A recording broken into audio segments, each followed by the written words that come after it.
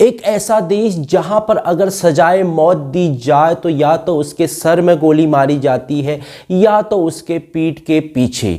नमस्कार दोस्तों, मैं विक्रम सिंह बोरा आपका स्वागत करता हूं अपने चैनल। दोस्तों, आज हम बात करने जा रहे हैं अपने देश की बेटी यानी कि निमिषा पिरिया के बारे में, जो केरल में रहती है, जो एक नर्स का काम भी कर रही थी यहाँ पे यमन में। जी हाँ दोस्तों, निमिषा पिरिया को अब एक महीने के अंदर यमन में फांसी की सजा होने वाली है। दोस्तों, आपने खबरों में सुना ही होगा, यहाँ पर केरल की रहने वाली निमिषा पिरिया जो कि नर्स का काम करती थी, जिसका एक क्लिनिक भी था यहाँ पर यमन में, उसे यहाँ पर अब फांसी की सजा सुना दी गई है। दोस्तों, आज की वीडियो में आपको मैं यह बताऊंगा कि फांसी के नाम पर निमिषा पिरिया के साथ क्या हो सकता है। निमिषा पिरिया आखिरकार यमन में कहां पर रह रही थी, निमिषा पिरिया यहाँ पर यमन में इतने दिनों से क्या कर रही थी, निमिषा पिरिया यहाँ पर एक मुस्लिम कंट्री में कैसे अपने दिन को गुजार रही थी और क्या क्या करती थी और किस व्यक्ति के साथ रह रही थी, यह सब कुछ आज आप इस वीडियो में जानने वाले हैं।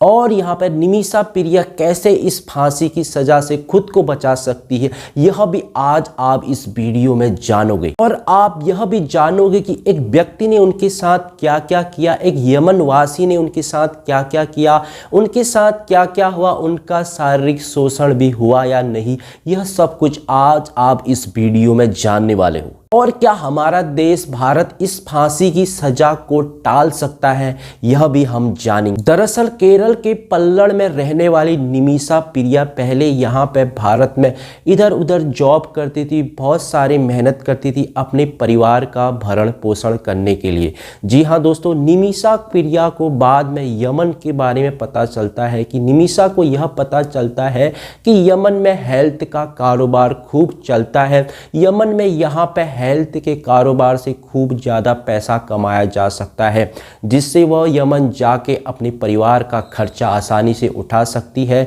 और अच्छा खासा पैसा कमा सकती है और वहाँ पे जाके वह हेल्थ का बिजनेस भी कर सकती है।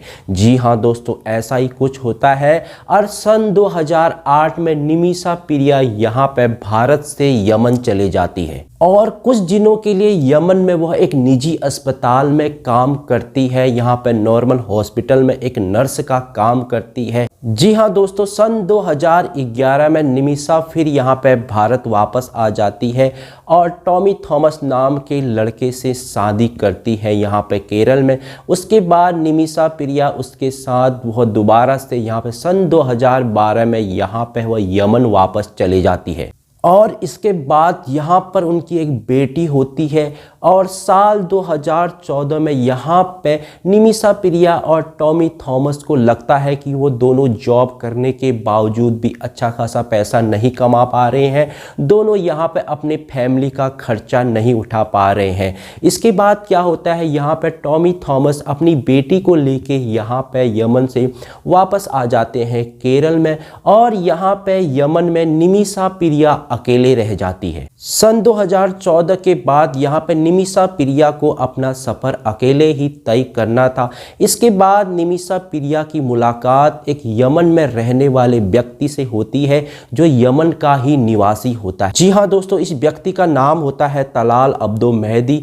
यहाँ पे कुछ दिनों के बाद निमिषा पिरिया और मेहदी के बीच में अच्छी खासी दोस्ती हो जाती है और धीरे धीरे यहाँ पे आगे को बातें बढ़ती है और धीरे धीरे एक अच्छा काम भी शुरू करने लगते हैं। जी हाँ दोस्तों, दोनों मिलकर यहाँ पे क्लिनिक का कारोबार शुरू करते हैं। दरअसल दोस्तों, आपको बता दें, अगर आप यमन में यहाँ पर कोई कारोबार कोई बिजनेस शुरू करना चाहते हैं तो यहाँ पे यमन के निवासी के साथ आपको 50-50% की हिस्सेदारी करनी पड़ेगी। जी हाँ दोस्तों, अगर कोई भी कारोबार आप शुरू करना चाहोगे तो यमन का निवासी वहाँ पर 50% का हिस्सेदार होगा। जी हाँ दोस्तों, यहाँ पे मेहदी भी यहाँ पे निमिषा पिरिया के बिजनेस में 50% का हिस्सेदार हो जाता है और यहाँ पे दोनों यहाँ पे क्लिनिक का यहाँ पे कारोबार शुरू करते हैं। दोस्तों, आपको बता दें कि यहाँ पे यमन में सन 2015 और 16 के बीच में यहाँ पर गृह युद्ध छिड़ जाता है, बहुत ज़्यादा हानियाँ पहुँची है यहाँ पे लोगों के बिजनेस को। यहाँ पे बहुत सारे भारतीय यहाँ पे यमन को छोड़ के भारत वापस आते हैं। लेकिन निमिषा पिरिया यमन छोड़ के भारत नहीं आती है, क्योंकि दोस्तों कहा जा रहा है कि रिपोर्ट्स के मुताबिक यहाँ पे निमिषा ने यहाँ पे 50 लाख यमन की यहाँ पे जो करेंसी है वो लगाए थे बिजनेस में, जो भारत में कहा जाए तो करोड़ों में उसकी यहाँ पे लागत थी। जी हाँ दोस्तों, इसलिए यहाँ पे निमिषा पिरिया यहाँ पे उस वक्त भी यहाँ पे यमन को छोड़ के भारत नहीं आती है, वह वहाँ पर मेहदी के साथ ही बिजनेस का काम कर रही होती है। यहाँ पे इतना यहाँ पे बिजनेस डाउन होने के बावजूद भी यहाँ निमिषा पिरिया को लगता है कि वह यमन से अगर भारत चले जाएगी तो उसका बहुत ज़्यादा नुकसान हो जाएगा, इसलिए यहाँ पे निमिषा पिरिया वहीं पे अपना कारोबार कर रही होती है। इसके बाद निमिषा और मेहदी के बीच में बहुत ज़्यादा कहासुनी होती है। यहाँ पर कहा जा रहा है कि मेहदी को लगता है कि निमिषा कहीं यहाँ पे यमन को छोड़ के चले न जाए, उसे छोड़ के चले न जाए, इसलिए यहाँ पे निमिषा पिरिया का पासपोर्ट यहाँ पे मेहदी छुपा के रख देता है, ताकि यहाँ पे निमिषा यहाँ पे उसे छोड़ के, उसके बिजनेस को छोड़ के यहाँ पे यमन से भारत न जाए। जी हाँ दोस्तों, मेहदी इतनी बड़ी हरकत करता है ताकि यहाँ पे निमिषा दबाव में आ जाए और उसकी हर बात को माने, जैसा वो बोले वैसा ही निमिषा करे। दोस्तों आरोप यह भी आ रहे हैं कि निमिषा के ऊपर यहाँ पे मेहदी ने यहाँ पे शारीरिक शोषण भी किया था, उसके साथ मारपीट भी करी थी।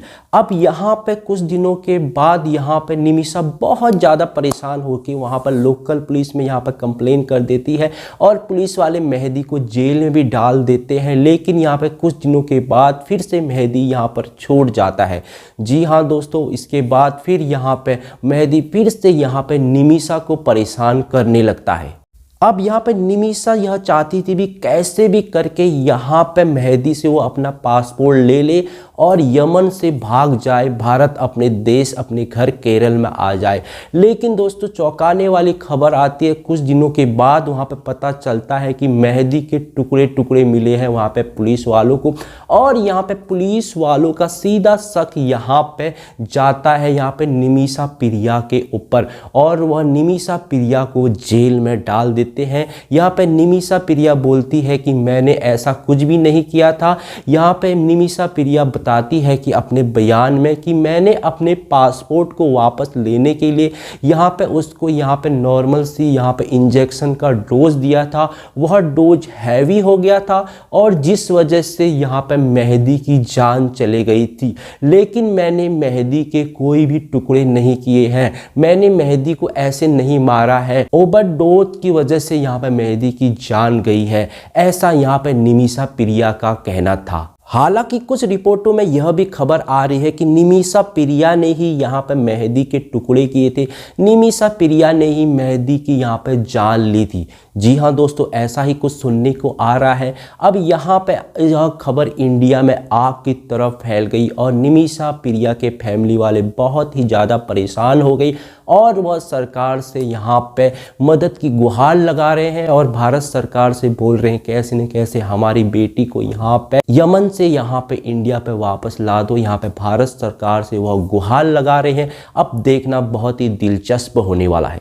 हालांकि निमिषा के परिवार वालों ने यहाँ पर निमिषा फाउंडेशन के नाम से एक ग्रुप भी बनाया है, जिसमें यहाँ पे हर कोई यहाँ पे अपना योगदान दे रहा है, थोड़ी थोड़ी पैसे जमा कर रहा है, ताकि यहाँ पे वह निमिषा को यहाँ पे यमन से भारत लाने में मदद कर सके, ताकि वह पैसे निमिषा के काम आए और जिससे यहाँ पे निमिषा की जान बच सके और यहाँ पे निमिषा की फांसी की सज़ा को यहाँ पे वो हटा दे। अब सवाल यह उठता है कि ईरान ने क्या कहा, क्या भारत के कहने पर यह फांसी टल सकती है? क्या भारत के कहने पर यमन यहाँ पर दबाव में आ सकता है? क्या यमन में कोई ऐसा कानून है जिससे फांसी की सजा को टाला जा सकता है? इसे ऐसे समझ सकते, अभी यमन में हूतियों का कब्जा है। आपने बहुत सारी खबरें सुनी हो कि हूती विद्रोहियों के नाम से यह खबरें आजकल चल रही है। हूती विद्रोही जिन पर अमेरिका, इजराइल, ब्रिटेन की तरफ से आए दिन हमले होते रहे हैं, हमले करते जा रहे हैं हूती विद्रोहियों के ऊपर। और अभी कुछ दिनों पहले ही अमेरिका ने यहाँ पर भारी बमबारी करी थी हूती विद्रोहियों के ऊपर। अब ईरान की तरफ से कुछ दिनों पहले ईरान के अधिकारी की तरफ से एक मैसेज आता है, अगर भारत कहे तो हम मानवीय सहायता के लिए तैयार हैं, हम भारत के साथ हैं। अब यहाँ पे सवाल उठता है कि क्या यहाँ पे ईरान निमिषा पिरिया की सज़ा को टाल सकता है? जी हाँ दोस्तों, बिल्कुल टाल सकता है, क्योंकि यहाँ पे ईरान और हूती विद्रोहियों का कहें तो एक रोटी बेटी का रिश्ता है। जी हाँ दोस्तों, आपने एक कहावत सुनी होगी रोटी बेटी वाला, वैसा ही रिश्ता यहाँ पे ईरान और हूती विद्रोहियों के बीच में है। अगर यहाँ पे ईरान वाले अगर हूती विद्रोहियों से ये रिक्वेस्ट करें निमिषा पिरिया की जान को बचा दें, निमिषा पिरिया की सज़ा को यहाँ पे टाल दे, तो यह बिल्कुल मुमकिन है।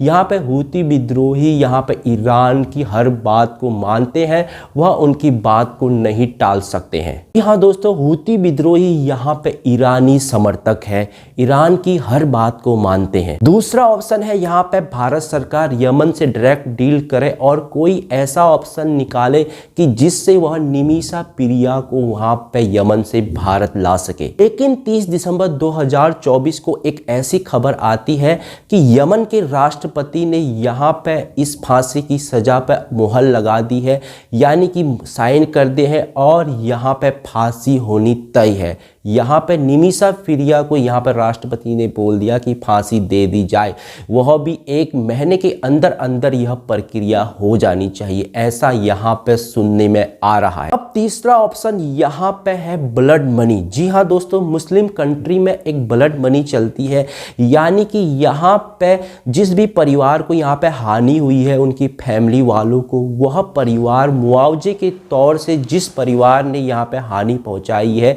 उससे कुछ पैसे मांग के वो अपनी बात को रखे, उसके कुछ पैसे मांग के सज़ा को यहाँ पे वो टाल दे। अब यहाँ पे अगर मेहदी के फैमिली वाले बोलते हैं कि हमें इतने पैसे दे दो, हम यह केस वापस ले लेंगे, तो यहाँ पे निमिषा पिरिया की यह सज़ा माफ़ हो सकती है। अब ब्लड मनी के तौर पर मेहदी के फैमिली वाले कितना पैसे मांगे यह कहना मुश्किल है। अब यहाँ पे खबर आ रही है कि यहाँ पे भारतीय उच्च न्यायालय ने यहाँ पे एक वकील हायर किया है।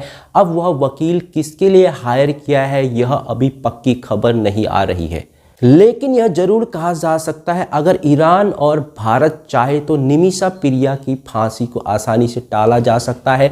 दोनों देश मिलकर अगर आपस में बात करें तो निमिषा पिरिया आसानी से यमन से भारत वापस आ सकती है। ऐसा बहुत बार हुआ है, ऐसा हमने बहुत बार देखा भी है, जहाँ पे यहाँ पे भारत ने बहुत ही यहाँ पे जो दूसरे देश में रहते थे उनको सजा हो गई थी और वह आसानी से यहाँ पे भारत वापस आए हैं। लेकिन मुस्लिम राष्ट्र में कुछ शरिया कानून होते हैं जो बहुत ही तगड़े होते हैं। अब यहाँ पे शरिया कानूनों को समझना इतना आसान नहीं है। अब क्या वो मानते हैं या नहीं मानते हैं यह भी देखना बहुत ही ज़्यादा दिलचस्प होने वाला है। अब यहाँ पे निमिषा पिरिया के परिवार ने यहाँ पे मोदी से हेल्प की गुहार करी है, मोदी जी से यहाँ पे हेल्प मांगी है और विदेश मंत्रालय ने भी बोला हम अपनी तरीके से सब कुछ कर रहे हैं और हम इस केस को अपने तरीके से सुलझाने की कोशिश कर रहे हैं। हमारी नज़रें इस केस पर गड़ी हुई है और यह केस जल्द ही सॉल्व हो जाएगा और अच्छा परिणाम आपको मिलने वाला है, ऐसा यहाँ पर विदेश मंत्रालय ने बोला है। लेकिन जैसा कि मैंने आपको बोला, अगर ईरान चाहे तो यह काम आसानी से हो सकता है और ईरान भारत की मदद भी कर सकता है यहाँ पर कोई डील करके। वेल दोस्तों, आपने कुछ दिन पहले सुना ही होगा कैसे यहाँ पर कुवैत पे यहाँ पे हमारे 8 सिपाही थे जिन्हें यहाँ पर एक डील के जरिए आसानी से वहाँ पे कुवैत में उन 8 भारतीय सैनिकों को यहाँ पे सजाए मौत की सज़ा सुना दी गई थी। लेकिन यहाँ पे भारत ने कुछ ऐसी डील करी कि कुवैत वालों ने उसको आसानी से यहाँ पे कुवैत से भारत छोड़ दिया था। जी हाँ दोस्तों, ऐसा होते रहा है, बहुत बार ऐसे किस्से आपको सुनने को मिले होंगे। पहले दोस्तों देखना बहुत ही ज़्यादा दिलचस्प होने वाला आखिरकार यहाँ पर निमिषा पिरिया के केस में क्या होगा। दोस्तों आपको क्या लगता है, आप अपनी राय हमें कमेंट बॉक्स में जरूर बताएं और शरिया कानून के बारे में आप क्या जानते हैं वह भी जरूर बताएं। फिलहाल के लिए इतना ही। अगर आपको यह वीडियो थोड़ा बहुत ही पसंद आया हो तो वीडियो को लाइक करें, सब्सक्राइब करें। इस तरह के लेटेस्ट वीडियोज के लिए मेरे चैनल से जुड़े रहें। Thanks for watching.